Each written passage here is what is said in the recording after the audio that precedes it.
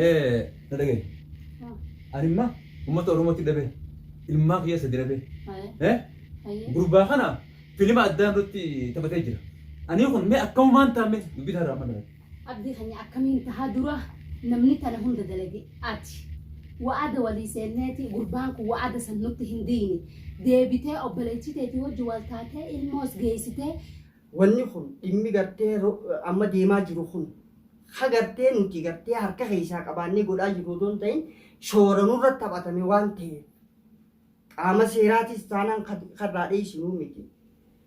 Suniifuu nuti isaan danda'ametti gareen shiraatuun akka gartee to'annaa seeraa jala ooltu ni goona. Atillee hanga dandeessetti daandii itti abdii gartee ilmaan kee yoo barbaadde abdii kanneen ilmaan kee fuudhuu. Lukkuu isiniif hin fida. Lukkuu eega fiddee booda garuu lukkuu isiniif hin fida. Lukkuu isiniif hin fida ammoo garuu ilmaan kee waqtii akka isin adeemu. Lukkuu eega fiddee booda. Haali gaafatu dura. Lukkuu eega fiddee booda mucaa kee tokko sii baasa, tokko isii baasa, tokko isaa baasa. Qabsoon irratti hin deebisi. Assalaamu alaikum warahmatullahi wabarakatuh. Kam jirtan jaalatamtoota hordoftoota gartee maatii maammee taatan marti keessanuu salaamanni keenya kan jaalalaa bakkuma jirtanitti isin haajuu isin jechaadha. Arraas deebinee jirra. Eessatti argamtu yoo tantaate gaa obboleettii biratti argama barbaacha yeroo dheeraa lafa dheertuu waxxaamuree obboleettii biratti argama jaartii abdii jechuun salaam. Assalamu alaikum warahmatullahi wabarakatuh. Hordoftoota fi daawwattoota keenya kunoo har'a tanaa maammee na bira dhufee jira. Mee waan waliin daawwannaa inshallah. Akkasii akkuma gartee gaasii dura isin ibsaa turretti waa'ee gartee dhimma ijoollee caaltuudha. Ijoollee naanneessuma ta'uufii fi akkasuma dhimma furmaateedhaatiin wal qabatee rakkoolee deemaa turte quba qabdanii. Abdii kana abdii jechuudha namni gartee fitinaa kana hundi naqe. Arra maaltu jira yoo fattan taate caaltuun gaa yeroo dheeraadhaaf manaayis deemte ganda jirti telefoonni siidhaa cufaadha ture. Mee ati akkasii caaltu maali telefoonni kee maal ta'e anuu hedduun si barbaade telefoonni kee cufaa bakka tana jirtaa bakka san jirtaa si dhabe warrilleen gartee bilbilanii telefoonaan eessi jirti telefoonni si cufaadha maal taate maal godhan hangaan gartee anuu dhiiroo mucaa sana fuudhanii kutanii immoo akkuma jaansanii lif godhamu numa jirtii jeetiin hirribni irra ba'an jiru. Ati maaltu kana hundi si deemsi? Wallahi telefoonni qiyyaas na bira hin jiru.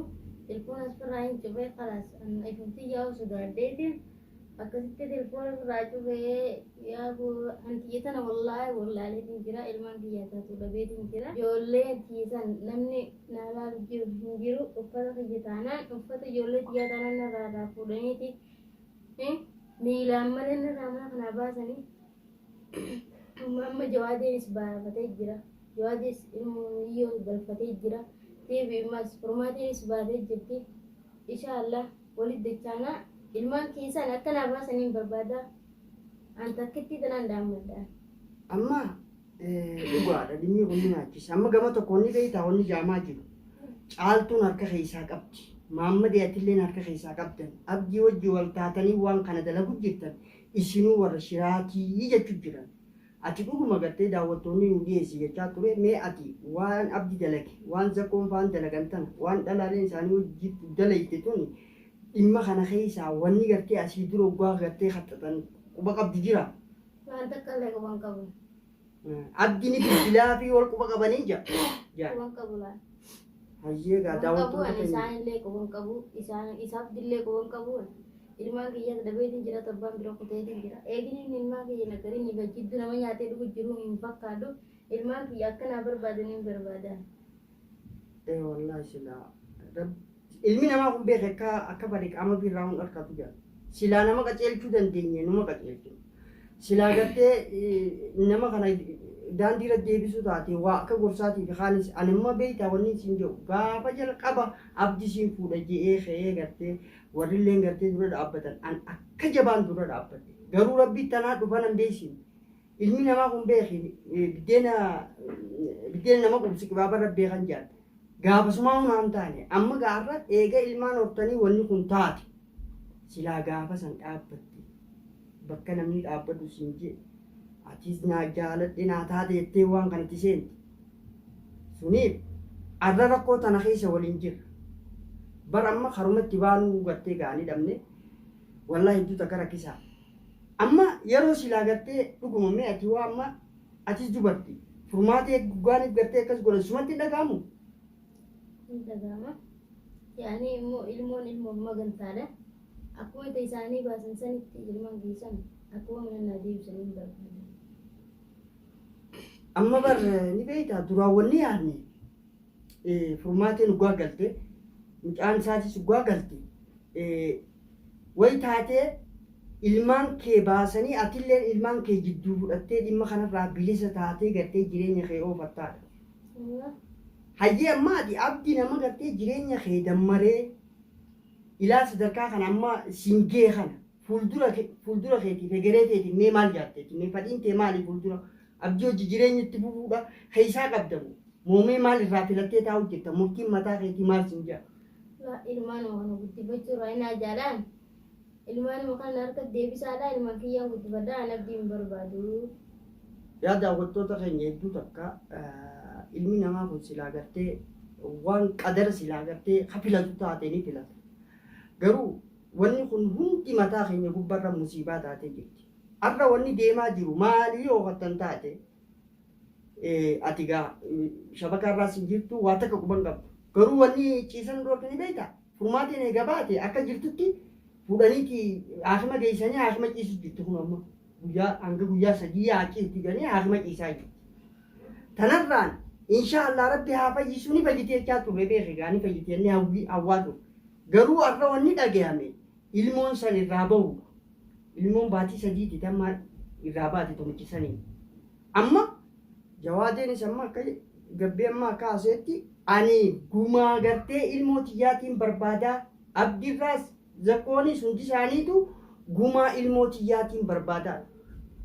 Amma bakka kanatti heera gwaaniif namni gartee gumaa ilmoodhaa gumaa lubbuu gumaa nama tokkoo barbaadu. Ilmoo san barbaadu amma ilmaan kee barbaadu dubbii jajjabduudha. Waan kana gaa waan akkanaa jira mee akkam jetta dubbiin daranumaa jabaachaa deemu jetti. Wallaahi an falasiitiin wallaale eessumaa rabbi kana naqeesni wallaale mee akkamuma godhanii jaabara amriin bar jabaachaatuma deemu jetti maa dubbii biraati. Ati namma wayii dhageesse. Dhageenyaan. Waan kana kanaa jiranii qaaltu maal jettanii falli maali? Yookaan jallaa yookaan ati ilmoo ta'e feetaa maammadee ilmaan eessuma taatuuf feetanii abdii fidaadhaa nu harka kaayaa. Akkasitti gartee isinillee haqarra jirtanii warra jirtanii isin beeyna. Kattiin amma gartee abdii isaan harka keenya jira. Haala kamiin gartee kaa'ee kan namni tokko eega gartee tumanii ilmoo namaa gartee garaa darban. Isaan seeraaf kannanii wanni godhu furmaata barbaadu. Naatimee fakkeenyaaf halliin maaltu jiraata fakkeenyaaf aduma gaa lubbuun tun lubbuma ta'eeti arra silaa bakka furmaati san dhaabbattee ilmoon sigaraa baatee ilmoon baatii sadii jechuudha akkuma gartee lubbuu takkaati lubbuu takka dhabde maal jettanii. Dhugaadhaa sirriidhaan nama yaachitti ta'eetuma immoo garuu san hundaa'u rabbiif fidee rabbiif fixaan dubbiin dhuftee nu walumti yaani immoo ta'eetuma kaa sanis ka inshaallahu ta'ala rabbi haa fayyisu isiinadha hospitaala jiratti jechuu dhageetiin jira rabbi haa fayyisu wanni biraa ta'in jennuun hin jirtu immoo ilmaan kiyyisan mee ilmaan san ilaa torbaan tokko guutuu bira dabarree jirra ilaa hattaa ilaa ammatti kanatti namni dhaqee ilaale hin jiru bakka kana jiranii bakka san jiranii kophee namni irraa jijjiiranii jiru kophee namni miilatti itti naafaa hin jiru. Deebisimas namni huccurraa na qayyare hin jiru bakka kana jiranii bakka san jiranii hin beeku anis xiyyimaan falmaddaa anabdi hin beeku kan Oromootiin ni jira ilmaan kiyya sadeen san guddifachuu na dhiyaataan jira. Amma ni beektaa dubbii tana mootummaanis gartee mana hakimaa dhaqee jira ilmoon gartee gara duudhaas duruu ballaqamee jira waanne gartee qaama seeraa jirti. Si galte tanaaf qaama seeraa eegadee itti dubbiin duraatis qaama seeraa jirtii mitiire qaamni seeraa beekimma tarkaanfii ni fudhata. Kanarraa inshaallah kaatibar rabbummaan gartee haa dirmatu malee ammoo taniin siin jedhu daandii itti abdi isaan harka keenyu itti yaadi itti rafi sigalte daawwattoonnis nama yuutuu wanta kanurraa eegani daandii saniin abdi seeraaf dhiyeessu. Kanaan siin jaa. Kanaaf daawwattoota keenya akkasii inshaallah nuti isaan gadi tattaaffii hanga dandeenye goona. Wanni kun dhimmi gartee amma deemaa jiru kun hagartee nuti gartee harka keessaa qabaannee godhaa jiru otoo hin ta'in shoora nurratti taphatame waan ta'eef qaama seeraatis taanaan karraa dheessinuu miti. Suniifuu nuti isaan gadi danda'ametti gareen shiraatuun akka gartee to'annaa seeraa jala ooltu ni goona. Atillee hanga dandeessetti daandii itti abdii gartee ilmaan kee yoo barbaadde abdii kanneen ilmaan kee fuudhuu. Sanammoo seeraa gaafata. Suniif viidiyoo biraatiin hanga wal garrutti nagaan nu turaa. Wassalaamu alaikum. warahmatullahi wabarakatuh. Assalamu alaikum warahmatullahi wabarakatuh.